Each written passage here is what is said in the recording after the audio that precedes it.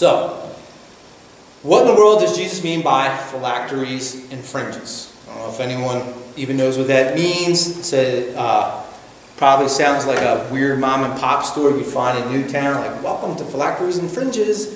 But basically what it is, a phylactery is a small leather box containing the Hebrew text. It's worn by devout Jews at the morning prayer, and it's a reminder to them to keep the law. They get that from Exodus 13. It says, "You shall tell your son on that day, it is because of what the Lord did for me when I came out of Egypt.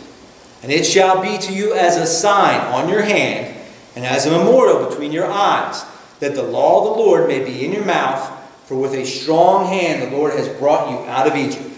It shall be as a mark on your hand or frontless between your eyes, for by the strong hand the Lord brought us out of Egypt." We also find it in the Shema from Deuteronomy 6. But you remember we covered that in the last lesson as part of the Great Commandment. It says, "Hear, O Israel, the Lord our God is one. You shall love the Lord your God with all your heart, with all your soul, and with all your might. And these words that I command you today shall be on your heart. You shall teach them diligently to your children. And you shall talk of them when you sit in your house, and when you walk by the way, and when you lie down, and when you rise. You shall bind them as a sign on your hand, and they shall be as frontlets between your eyes." This is repeated again in Deuteronomy 11. "You shall therefore lay up these words of mine in your heart and in your soul, and you shall bind them as a sign on your hand, and they shall be frontlets between your eyes. You shall teach them to your children, talking of them when you are sitting in your house, and when you are walking by the way, and when you lie down, and when you rise."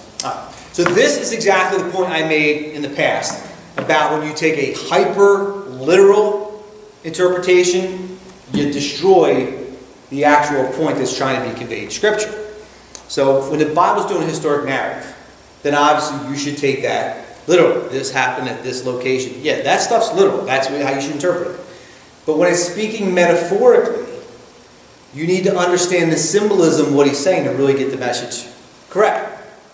The great commandment here is for us to love the Lord your God with all your heart and with all your soul and with all your might. And the key is the next line. "And these words I have commanded you today shall be" where? On your heart. So the heart is the key. "You shall teach them diligently to your children. You shall talk to them when you sit in your house, and when you walk by the way, and when you lie down, and when you rise. You shall bind them as a sign on your hand, and they shall be frontlets between your eyes." So we just talked about hands symbolizing action. So our love of God should be so strong that it serves as a bind on our hand. In other words, it should control all of our actions.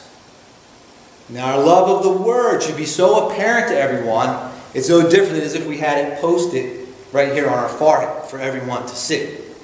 Now instead of getting this point, the Pharisees, the Jews of this day, went hyper-literal, and they actually physically bound the Word to their right hand and physically bound it to their forehead, but never let it penetrate their heart. Now, the fringe thing, they get that from Numbers 15. It says, "Speak to the people of Israel and tell them to make tassels on the corners of their garments throughout their generations.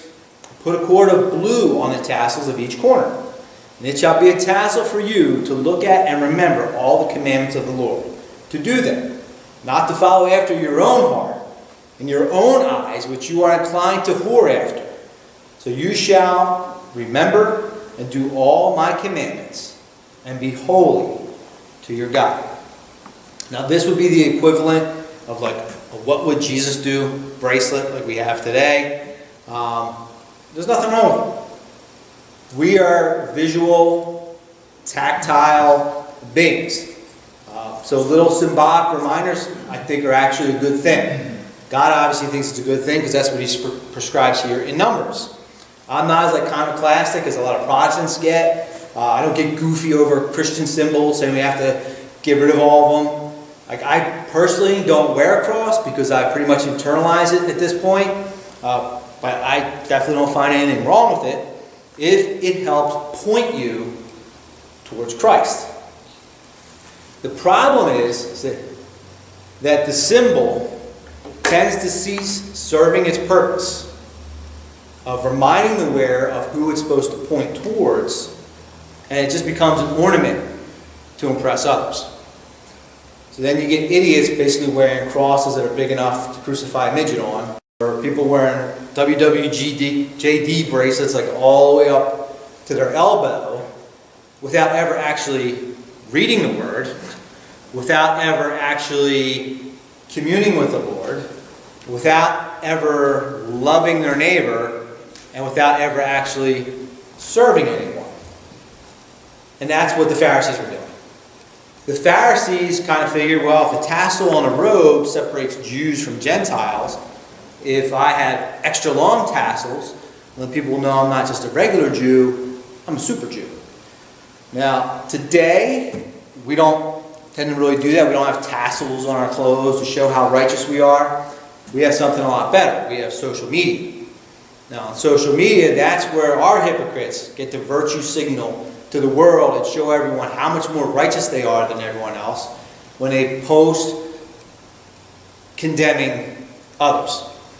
Just like the Pharisees, the social justice warriors tend to try to prove how righteous they are by condemning the ones who actually are holy.